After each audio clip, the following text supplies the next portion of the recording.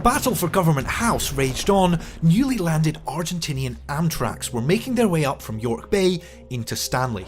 They were held up by Royal Marines on the main road, but as they advanced on Government House itself, Rex Hunt had a choice to make.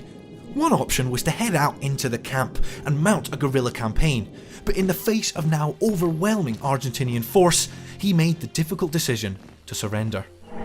Dear friends, I'm afraid I'm not being given the time to say farewell to you all as I would have wished, but the new Argentine governor has kindly given me permission to send you this last message of good wishes and thanks for all your support. I shall never forget you and hope that we shall meet again someday.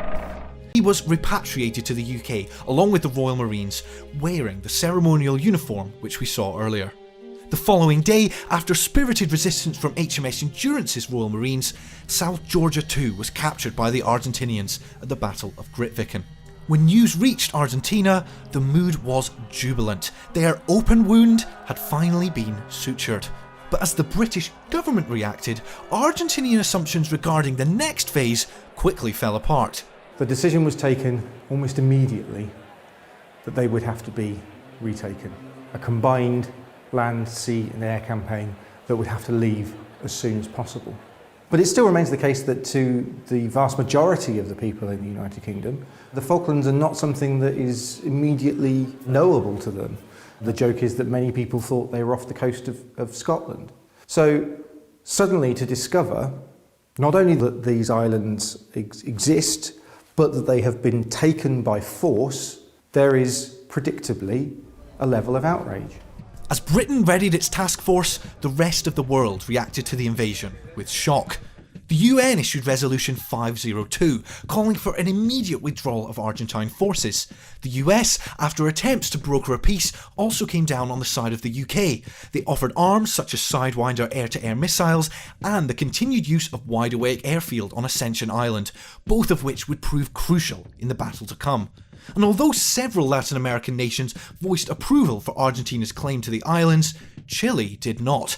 The threat of war between the two would keep Argentinian assets tied down on the mainland, while Chilean intelligence would provide early warnings of Argentine air movements and become crucial to the survival of British air crews.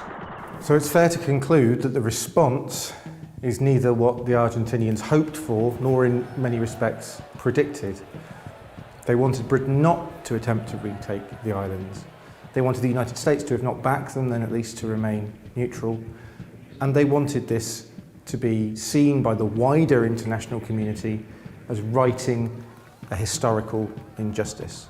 It's a slightly different prospect, and once again, that spectre of using military force against a people who do not wish to have their government changed begins to enter the calculus of a lot of places around the world. Though Argentina's moral claim to the Falklands had begun to falter, the basic odds in the coming conflict were still very much in Argentina's favour. They were fighting in their own backyard, close to their lines of supply, while British forces would have to sail over 8,000 miles from home and reliant on just 2 aircraft carriers for air cover. To find out how they managed to do it, make sure you subscribe so you don't miss any of our next 4 episodes, where we explore the Falklands conflict on sea, air and land, as well as its far-reaching impacts on the people involved and the modern world. The Falklands has often been called a small war. And that's a bit of a misnomer really, because the Falklands has enormous significance. You don't have to look very far around the world at the moment to see these same issues of historical perceived injustices butting up against the rights of self-determination for people living there now. And of course this is still a live issue, because although the conflict ended, that didn't end Argentina's desire to see the Falkland Islands part of their country, and it did not end Britain's commitment to the islanders.